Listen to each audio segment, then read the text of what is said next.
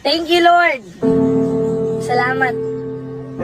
Thank you, Lord, kasi iniingatan mo ako.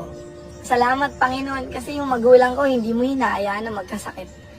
Panginoon, salamat kasi yung blessing lagi mong binibigay sa pamilya ko. Salamat, Lord, kasi kahit mahirap, pinaparamdam mo sa akin na kaya ko. Salamat, Panginoon, kasi sa dinabi-dami ng problema, bakit ako? Salamat, Panginoon, kasi kina-challenge mo yung buhay ko. Alam niyo po, ikaw na nanonood. Minsan, magpasalamat ka sa Panginoon. Maganda man o pangit yung nangyayari sa buhay mo, matuto kang magpasalamat sa Panginoon. Dahil siya lang naman yung dahilan kung bakit ka matibay, kung bakit ka lumalaban, kung bakit may nakakaharap kang mga problema. Challenge ka ng Panginoon dahil alam niyang kaya mo. Alam niyang mapagtatagumpayan mo. Kaya thank you, Lord. Salamat, Panginoon, kasi makulit man ako, nakakalimutan ko man madalas na manalangin sa'yo. Hindi man ako nakaka-attend ng simbahan para humingi ng patawad sa'yo.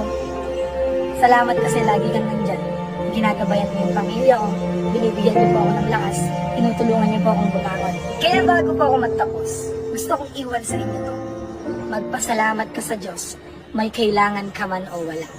At yun yung pinakamahalaga. Kasi totoong may Diyos. Totoong iniingatan ka. Totoong mahal ka ng Diyos.